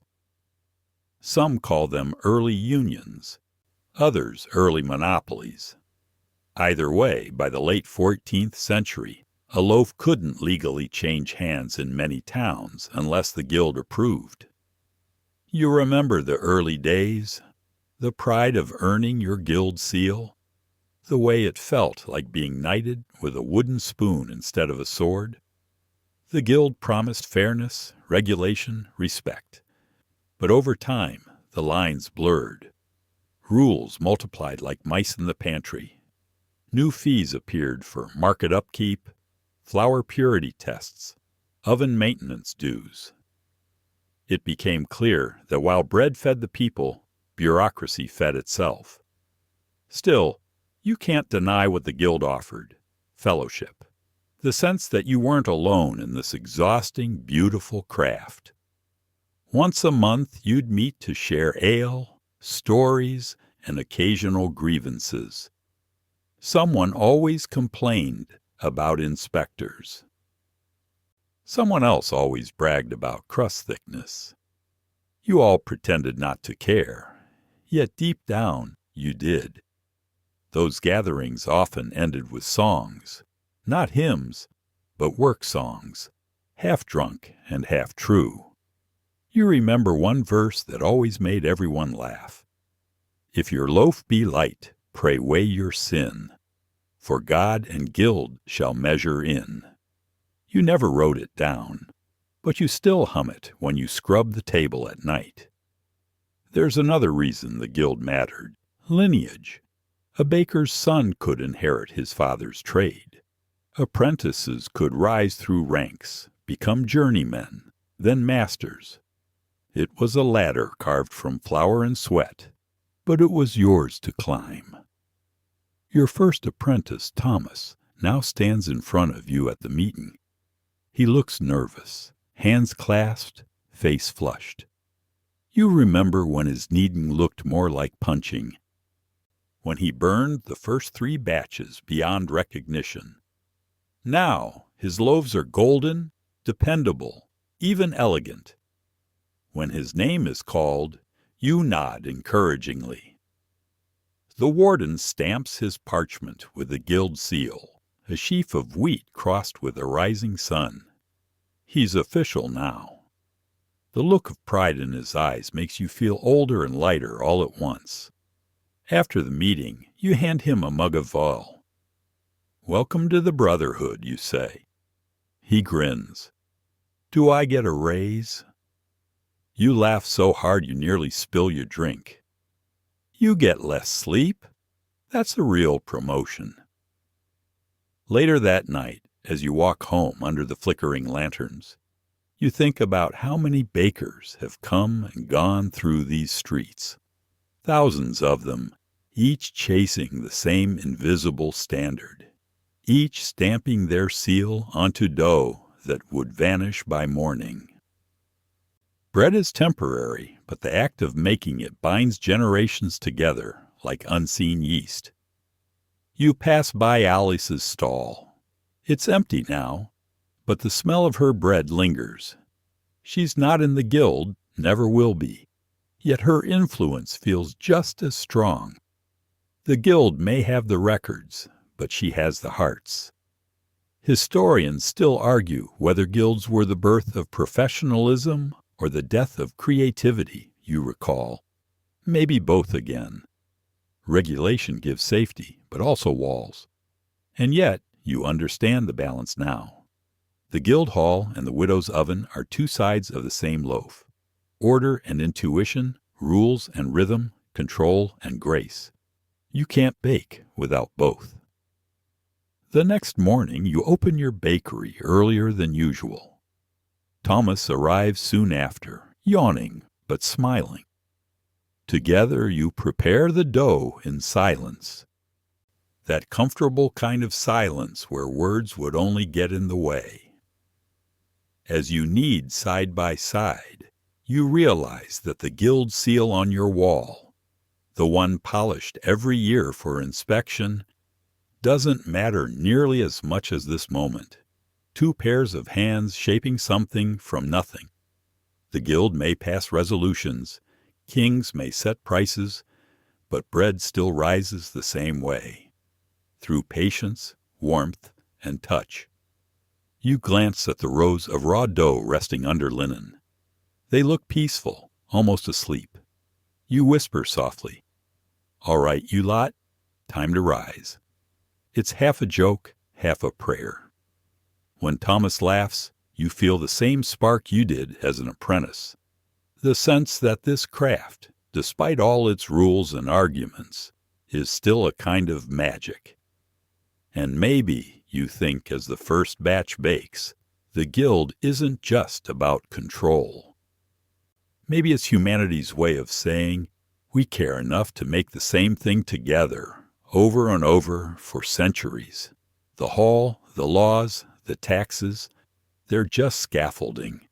The real guild lives here, in the warmth between people, in the quiet respect passed down like a well-worn recipe. You dust flour off your hands, inhale the scent of rising loaves, and smile. The brotherhood of bakers, imperfect, noisy kind, endures. You never meant to become a scientist, but somewhere between the early dawns and the late-night cleanups, you realize you've spent your whole life running experiments, just with fewer notes and more crumbs. Every morning you perform the same rituals, measuring, mixing, resting, waiting. To outsiders, it looks like routine. To you, it's closer to alchemy. You lean over the bench, fingers deep in a soft mass of dough. The smell is familiar. Slightly sour, faintly nutty, alive. Yes, alive. Because that's the secret everyone forgets. Dough breathes. It expands, exhales, sighs. The air inside it hums like a heartbeat if you listen closely enough. Long before anyone could spell fermentation, medieval bakers understood it by instinct. They might not have known the word yeast, but they knew its behavior better than any textbook ever could. If it sleeps too long, your old master used to say, you wake it with warmth. If it rushes ahead, you calm it with cold. It was like tending a child, firm when needed, gentle otherwise. Historians still argue whether these early bakers discovered fermentation accidentally or intentionally. One camp insists it began when someone forgot dough in a warm corner overnight. Another suggests that natural leavens were carefully cultivated from the start. Either way, the results spoke louder than any chronicle could. Bread stopped being a hard disk of survival and started to become something miraculous, soft, fragrant, and forgiving. You think of your own first attempts with wild yeast. Back then, you didn't call it levain or starter. You called it the jar. You'd feed it flour and water and pray it wouldn't die. Sometimes it smelled faintly like apples, other times like regret. You've lost count of how many starters you've buried in the compost behind the bakery. But the one that survived, the one bubbling quietly in the corner now, has been alive longer than some royal marriages. There's a kind of intimacy to that relationship. You talk to the dough, even when no one's around. You press a finger in and whisper, "Not yet," or "Good job, old friend."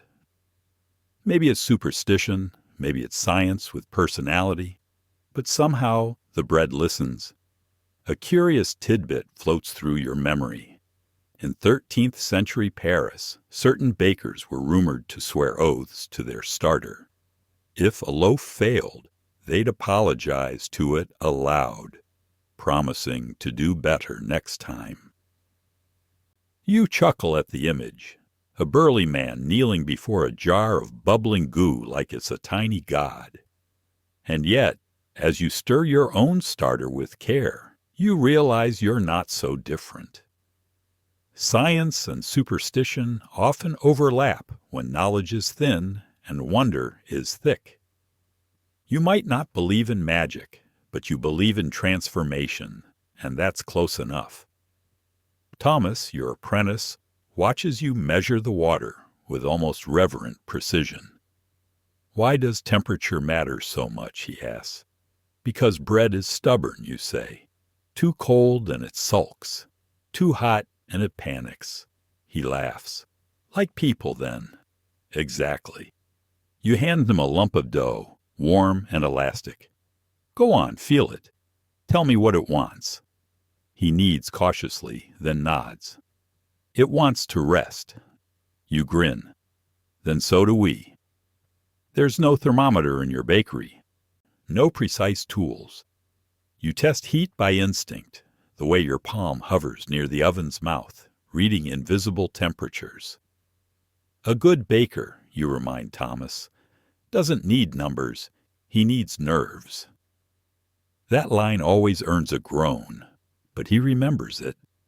The medieval oven is a fickle friend. You burn your arms, you guess timings by the smell of smoke. You pray the coals behave. Every loaf is a lesson in physics disguised as patience. You learn to watch how steam escapes from cracks, how the crust blisters, how the sound of the oven shifts when it's ready. Historians today can describe medieval ovens in meticulous detail. The domed clay walls, the heat retained by bricks, the embers swept aside before baking. But what they can't capture is the feeling. The way the air trembles when you open that iron door. How the rush of warmth brushes your face like the breath of something ancient. You've always wondered what made humans fall in love with bread. Out of all the ways to consume grain, boiled, pounded, chewed, why this? Why the act of coaxing bubbles into flour? Some scholars argue it's because bread bridges the gap between control and chaos. We shape it, yet it decides how much to rise. You can't rush it, and you can't command it. You can only partner with it. You smile at the thought. Bread is a dance partner. Who'd have guessed? Still, mistakes happen. Too much salt once. Too little water another time. Once you even baked with ashes by accident. because a wind blew the soot back in. Toma couldn't stop laughing for days. But the beauty of bread lies in forgiveness. Even a flawed loaf can nourish. It might not be perfect, but it's alive. Later that week, you overhear two scholars debating outside the church. One insists yeast was divine proof of creation, life from dust. The other claims it was just chemistry, invisible creatures feasting on sugar. You don't know who's right, and honestly, you don't care. To you, it's both. Bread proves that life thrives in warmth, discipline, and time. The irony isn't lost on you. Centuries before microscopes, bakers were running biological experiments every single morning, guided only by smell and touch. They didn't need Latin names for yeast to respect its moods. Historians still argue, you muse aloud, whether knowledge starts in the mind or the hands. But you already know your answer. Hands came first. Night falls. You check your dough one last time before bed. The bakery hums with residual heat. The air smells faintly of fermentation and pine smoke. You run your fingers along the bench, smooth from years of kneading, and whisper, "See you in the morning." Outside the moon glows like a cooling loaf. Somewhere, Alice is probably still awake, her small oven crackling, her song drifting through the alleys. Thomas sleeps upstairs, dreaming of rising dough. You pause, feeling the quiet pulse of your craft around you. The science of bread isn't written in books, but in gestures, in every fold, every weight, every sigh of a loaf that's finally done enough. Tomorrow, you'll start again. You always do. Morning comes slowly with that kind of blue-gray light that slips through cracks before the sun itself appears. You're awake before the bells, because the dough doesn't care about sleep schedules. You stretch, roll your shoulders, and breathe in that heavy, yeasty perfume that never really leaves your clothes anymore. The loaves you left to rise overnight have swelled beautifully, round and proud, like they know they've done something right. Thomas stumbles down from the loft, rubbing his eyes, hair sticking up like a bristle brush. "You were right," he yawns. "It smells alive." You grin. "It is alive. You're just late to the miracle." He laughs, still half asleep, and begins dusting the peel with flour. You watch him work, noticing the small things. How he's learned to move slower, gentler, to feel rather than rush. You remember being like that once too, when every loaf felt like a test you might fail. These days you've realized it's less about control and more about companionship. Bread doesn't demand perfection. It demands attention. While Thomas works, your mind drifts to the strange little rituals that fill your days. Every baker has them. You always knock twice on the bench before loading the first loaf. The old man across the street crosses himself with flour dust. One of the nuns from the abbey supposedly hums hymns at her dough to help it rise with grace. Historians still argue whether those rituals were purely superstition or served some subconscious purpose, a rhythm to focus the body, a pause to steady the breath. But you think it's simpler than that. People need meaning. In a world where plagues, taxes, and random church decrees could ruin a life overnight, the tiny, controlled world of a bakery offered something solid. You can't control fate, but you can control how you fold a loaf, and for many that's enough. As the first oven door creaks open, heat floods the room in a glorious wave. It smells like comfort and risk all at once, like the beginning of something that's already halfway gone. The loaves inside shift and crackle, their crusts whispering secrets you'll never quite translate. Thomas crouches to peek inside. "They're perfect," he says softly. "Not yet," you reply. "They're becoming perfect." He tilts his head. "You sound like Father Alain again." You chuckle.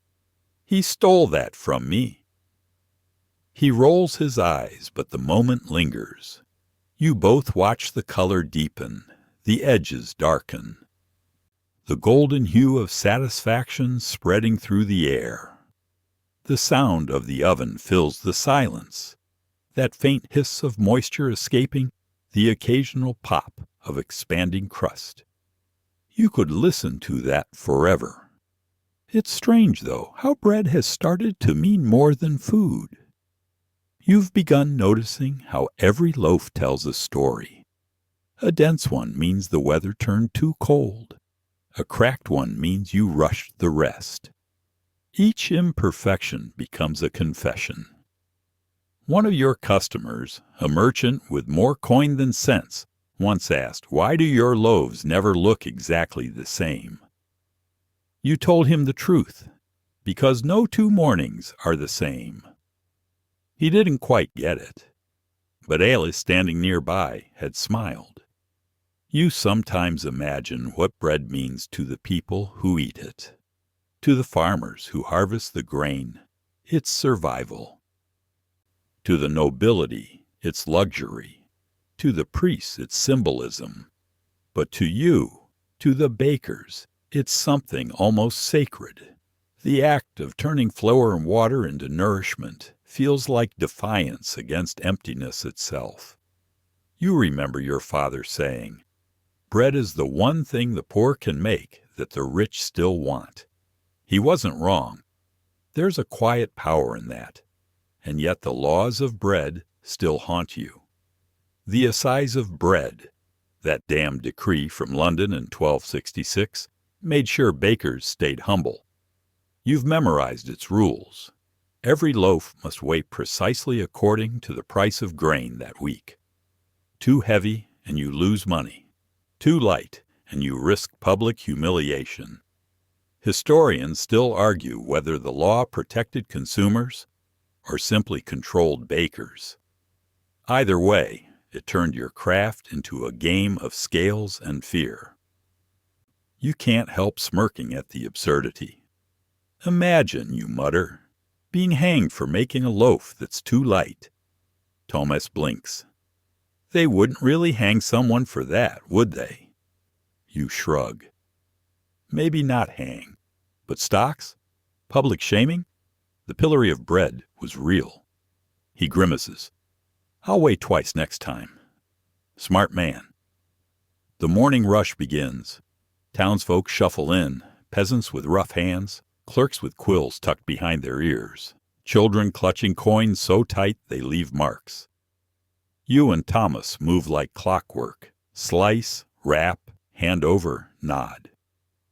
Each exchange lasts seconds, but it feels strangely intimate, like a heartbeat shared through flour dust. Alice appears near noon, her face dusted white. "Yours rose higher today," she says, pretending not to care. You grin. "Maybe the oven liked me better." She snorts. "Don't flatter yourself. Mine had better crust." Historians still argue about that, you tease. She rolls her eyes and leaves before you can add another joke. By dusk, the bakery is quieter. Only the smell remains. Warm, faintly sweet, lingering in the walls. Thomas dozes by the fire. You sit beside him, tired but content, the kind of exhaustion that feels like completion. You think about the day, the laughter, the rising loaves, the subtle triumphs no one else will ever notice. You think about how much effort goes into something that disappears by nightfall, eaten, forgotten, replaced. And yet, that's the beauty of it. Bread doesn't last, but the act of making it does. It's a rhythm older than kings, older than law. Every baker who's ever lived has shared this same strange heartbeat. Wake, knead, bake, rest, repeat. Maybe that's the real perfection everyone's been chasing. Not the flawless loaf, but the eternal cycle, the endless chance to try again. As the last embers fade, you close your eyes and listen. The town outside quiets, the ovens cool, and somewhere a distant bell tolls. You let the warmth drift over you one last time and whisper, "Tomorrow." And in that simple word, everything feels complete. Night falls again over the town, and for once the streets are quiet. No shouting merchants, no rumbling carts, no echo of hammer or hoof. Just the soft hiss of cooling stone, the faint hum of crickets outside, and the smell of ash still clinging to your clothes. You lean back against the oven wall, now only lukewarm, and stare at the loaves cooling on the shelf. Their crusts shine faintly in the candlelight, a dozen golden domes waiting for morning. Thomas has already gone home. The bakery, for now, belongs only to you and to the quiet. You let your mind wander. It drifts through everything you've seen, everything you've learned since the first time you burned your hands on a peel. You remember the assize laws, the markets, the endless weighing and worrying. You remember Alice's smirk, the pride in Thomas's first perfect loaf. The faces of townsfolk who would never know the care that went into each bite they took for granted. You think about how this obsession, the quest for the perfect loaf, isn't really about bread at all. It's about control and hope and the illusion that somewhere in the small details of life, perfection might still be possible. The wind outside slips through the cracks of the shutters. It sounds almost like breathing, slow even, like the rhythm of a sleeper beside you. You close your eyes, and the smell of warm yeast becomes something else, memory itself. You imagine the bakers of other lands, far from this town, the Persian men who bake flat rounds in clay ovens, the Chinese street vendors who steam soft white buns, the French apprentices centuries later who fold butter into dough before dawn. None of them will ever meet you. Yet somehow you're all bound by the same invisible thread of patience, hunger, and quiet obsession. Historians still argue whether bread's universality is practical or poetic, whether it spread because grain was easy to store, or because the act of baking fulfills something ancient in us. You prefer the second answer. After all, every civilization has its version of the loaf. Every family, its own story told in crumbs. You stand and walk to the shelf. Each loaf is slightly different, some rounder, some darker, some puffed unevenly. You touch one lightly, still warm, still alive. For a moment, you almost feel the centuries behind you. Roman bakers carving their insignia into loaves before the ovens of Pompeii. Egyptian workers grinding grain beside the Nile. Medieval guild masters lecturing apprentices about fairness and weight. All of them whispering in different tongues the same quiet promise. Do it right. Do it again. And you, one small baker among millions, have kept that promise tonight. You smile. Tomorrow's dough waits in its bowl, already rising, already preparing to repeat the cycle. The perfect loaf will never come, but the pursuit itself, the endless kneading and waiting, the careful touch, the small joy when the crust splits just right, that's the real perfection. You take one loaf in your hands and tear it open. The crust crackles softly. Steam curls into the air, fragrant, glowing faintly in the candlelight. You taste it, just a corner, and let the warmth spread through your chest. Simple, honest, enough. You sit again, back against the cooling bricks, eyes half closed. Outside the town sleeps, dreaming of fields and harvests, of love and debt, of everything that fills the long middle of life. You think about how the obsession for perfection, for the flawless weight, the precise golden hue, might have begun as fear, but became something gentler, a meditation, a language without words, a way for restless hands to find stillness. The dough will rise again tomorrow. So will you. Now, as the last candle flickers, your thoughts slow. Your breath evens out. The bakery hums softly with the ghosts of countless loaves before yours. The world, for this small moment, feels balanced. The scales righted, the bread cooling, the night forgiving. You whisper, "Good night, old friend," to the oven and close your eyes. The air grows still. The sound of the town fades. All that remains is the faint scent of baked bread and the steady rhythm of your breathing, the simplest, oldest lullaby in the world. Wind down, 300 words. And now, as the story quiets, you feel your own breath mirror that rhythm, slow, steady, familiar. The oven's warmth has faded, but its comfort lingers in the air, wrapping around you like the last trace of sunlight, before evening turns fully to night. Somewhere in the distance, a church bell sighs once, low and tired, marking the hour no one's awake to count. You imagine the streets beyond, the shutters closed, the cobblestones glistening faintly under moonlight. Not a soul moving, only the hush of the world at rest. It's easy in moments like this to forget the noise of the day, the rush, the striving, the endless measuring of worth and weight. Tonight, all of that softens into something gentler.